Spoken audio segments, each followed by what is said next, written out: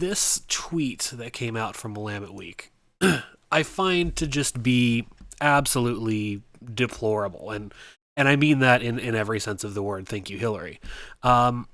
2016 wasn't all bad. Remember when anti-gay Gresham Bakery, Sweet Cakes by Melissa, finally closed? Some background for those of you who aren't intimately familiar with this particular case. These folks declined to bake a cake for a lesbian couple because of their Christian values, and that couple subsequently turned around and sued them. They won $135,000 and were ordered to give that to them by the courts.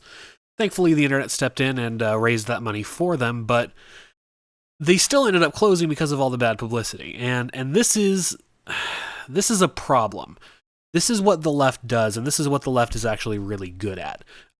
They will shame and they will get you fired. They will get your business closed. They will do whatever they can if you do not march in lockstep with what they want, with what they are pitching at any given time. So in this case, they are all about the LGBT agenda, and there's nothing necessarily wrong with that, except for to say dissent is still allowed in this country. As far as I know, there's still a First Amendment. There's still the ability for people to go out and say whatever they want, and in this case, these people, their First Amendment right to freedom of religion applied, and they used it, and they spoke out using their First Amendment right to freedom of speech. This is the First Amendment because it's the most important. Keep this in mind. And as a result, they lost their livelihood. As I said before, they were fined $135,000. And Willamette Week, the alternative paper in Portland, has decided that this was probably the best thing that happened in 2016. That these two people who were attempting to run a business and stand by their personal values were shut down. Their kids, if they have them, I have no idea how they're eating right now, but I'm sure they have backup plans and have found a way to make it. But this is what the left loves. They love to see people that stand up for conservative values or Christian values. They love to see them fail. That is what they want. That is what they strive for, is to see failure, especially if they can claim that they have caused it, as they did in this case. They want us to fail. They want the right to fail. They want the right to feel as small as they do inside. And that's what we're up against, folks. 2016 wasn't all bad. 2016, I don't know, it seemed pretty good. It depends on your situation. If you're focusing on the celebrities that died, I guess that's one thing. If you're focusing on the fact that your particular political candidate didn't win, that's one thing.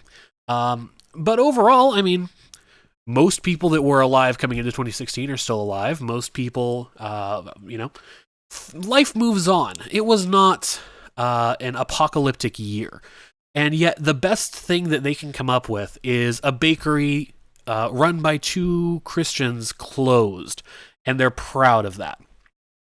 I find this to be just utterly despicable. There needs to be a response to this. This is, as I've said, this is the left's tactic, and the right needs to embrace this tactic. They need to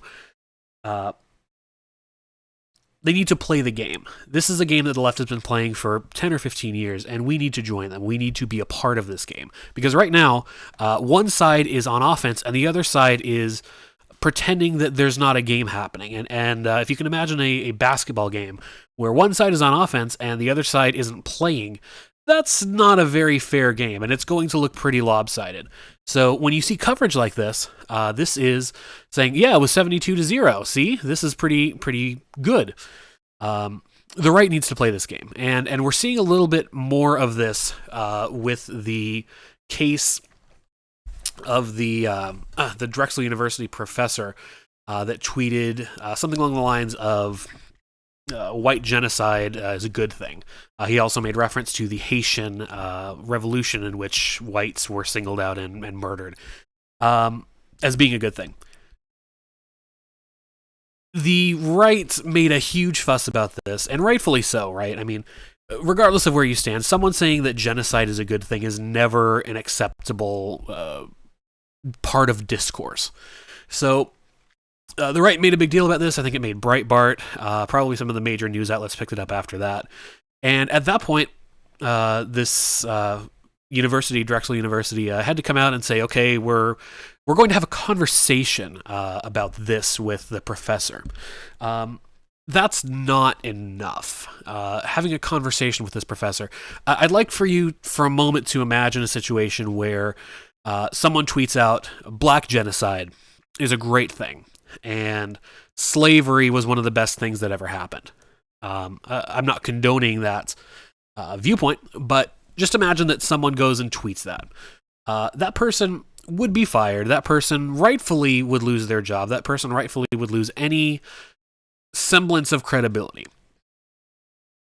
And what we're looking at here is someone who is actively supporting white genocide, which there's a debate as to the reality of what that actually means. I know that the alt-right likes to say that white genocide is a thing that's happening because of replacement via demographics. That's debatable. But to openly come out and say, I want white people to die, that is not the kind of discourse that we have in this country. And he has been, I don't think he's been suspended yet. Supposedly there is a meeting going on. I know Sargon was talking about this, that he wants some transparency for that meeting. I don't much care about the meeting. I care about the results of the meeting.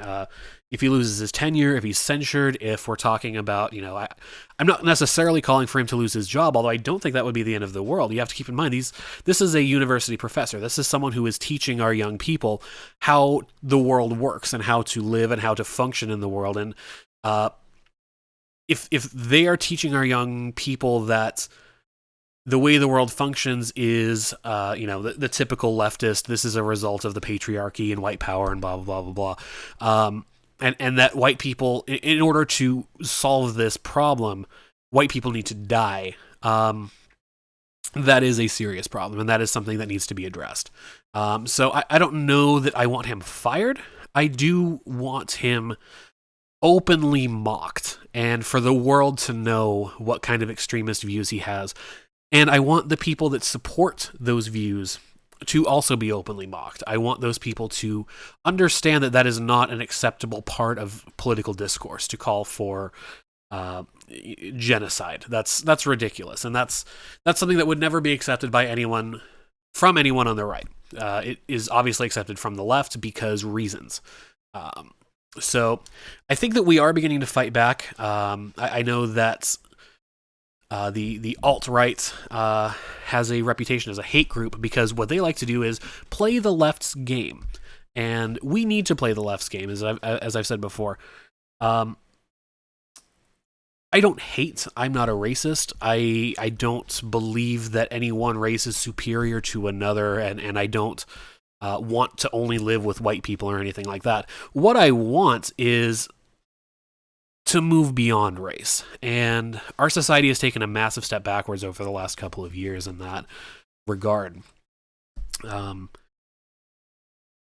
We need to move on from this. We need to move on from Black Lives Matter. We need to move on from white genocide. We need to move on from all of this and function in a way that we can do this. But it appears that the only way we can do that is to play offense. And if we're going to play offense, then I say let's play offense.